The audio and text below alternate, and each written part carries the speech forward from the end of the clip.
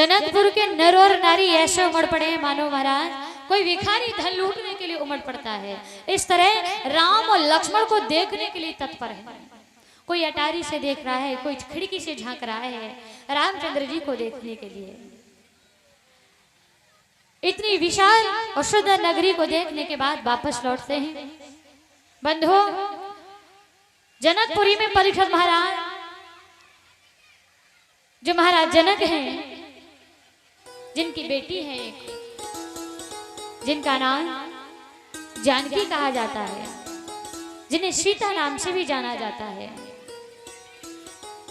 तो महाराज जनक के घर जो मैया जानकी जी थी और परीक्षित महाराज मैया जानकी जी का स्वयंवर कराया गया था। स्वयंवर ही तो हुआ था मैया जानकी जी का। और स्वयंवर में धनुष तोड़ने का नियम रखा गया था। क्या परीक्षित महाराज, इतनी विशाल नगरी, इतनी विशाल नगरी जिसे देखने के लिए राम लक्ष्मण भी गए थे। बताइए, इतनी विशाल नगरी, सुंदर नगरी, और जिसके राजा हमारा जनक, जिनके राज्य में क्या एक वो वही धनुष बचा था जो स्वयंवर में तोड़ने का नियम रखा गया था कि जो धनुष को तोड़ देगा वही बेटी जानकी के साथ विवाह करेगा। क्या और कोई वस्तु नहीं थी, और कोई चीज नहीं थी? अरे भारी से भारी, बड़ी से बड़ी कुछ और रख देते, लेकिन धनुष ही रखा। बताया जाता है कि धनुष तोड़ने का नियम इसलिए रखा गया था क्योंकि ये धनुष पहले तो कोई साधारण नहीं, महादेव जी का, शिव जी का धनुष था। और शिव जी का जो धनुष, जो कि महाराज जनक जी के राज्य में है। एक बार की बात कि जब महल की सफाई चल रही थी, लिपा पोती चल रही थी, मैया जानकी पहले की पता महिला जो हुआ करती थी, आजकल जितने संगमरमर के महल, घर, सीमेंट बालू से पक्के कराए जा रहे हैं, पहले एकदम कच्ची मिट्टी हुआ करती थी। और अपने अपने घरों को लिपाई पुताई करके इतना सुंदर बना लिया करते थे पहले। तो मैया जानकी जी एक हाथ गाय के गोबर और मिट्टी से सना हुआ है, क्योंकि लिपाई चल रही थी ना। तो जिस कक्ष में शिवजी का धनुष रखा था ना, उसी कक्ष में पहुंची हैं। एक हाथ साफ है तो उसी हाथ से धनुष को उठाया और उठा करके उसके नीचे लीप पोत करके सुंदर कर करके बंधु दोबारा उसी जगह पर रख दिया। और ये सारा दृश्य परीक्षित महाराज जनक जी ने देख लिया। उसी समय निर्णय किया, विचार किया कि मेरी बेटी, जिसके अंदर इतनी शक्ति, जिस धनुष को कोई हिला नहीं सकता, उसी धनुष को मेरी बेटी ने आज उठा लिया।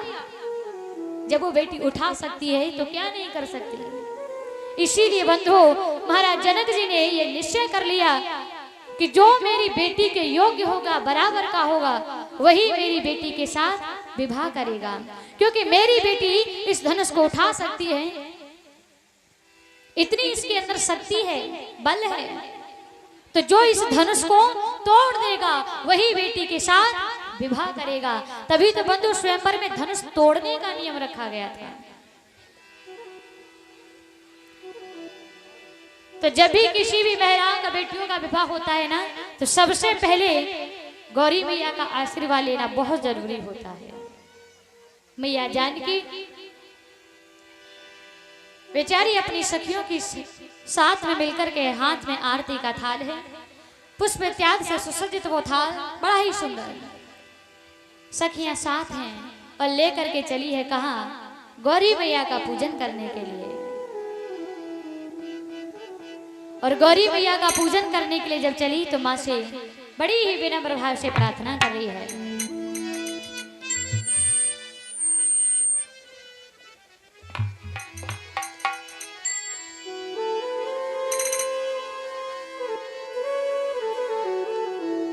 कि माँ मांगती हूँ, माँ मांग मुझे दे दो, माँ मांगती हूँ।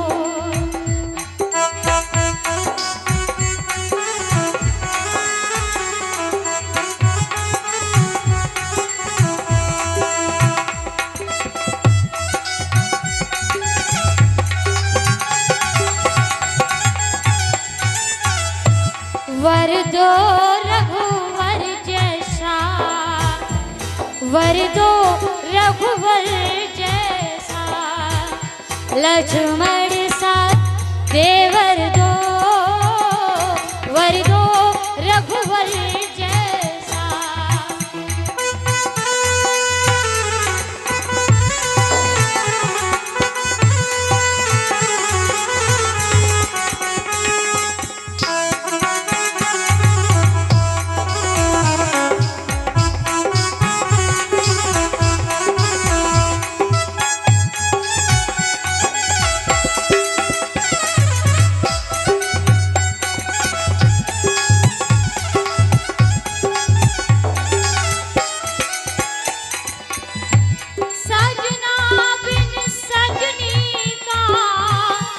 सजना तो नहीं होता,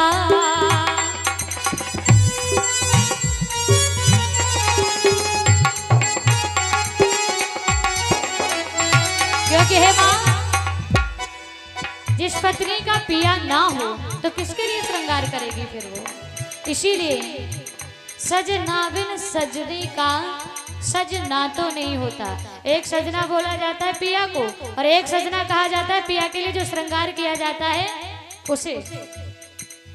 इसीलिए है मां, श्रृंगार मुझे दे दो, श्रृंगार मुझे दे दो, ओ सिंदूर मुझे दे दो, श्रृंगार।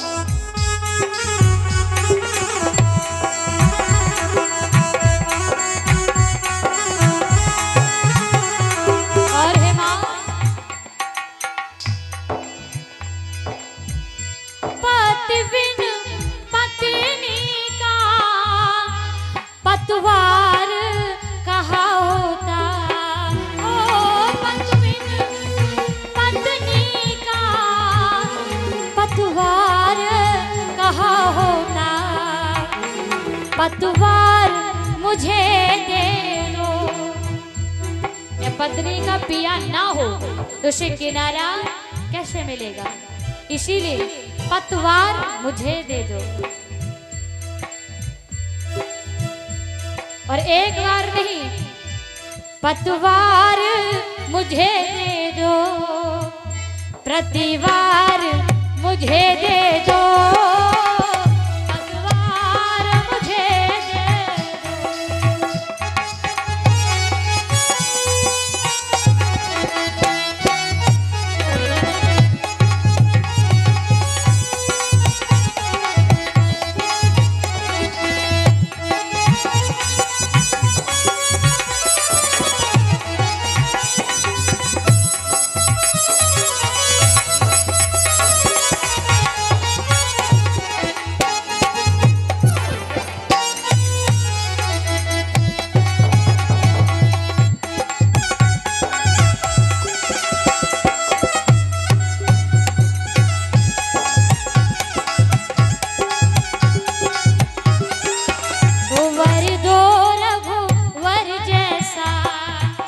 वर दो रघुवर जैसा, लक्ष्मण सा देवर दो, वर दो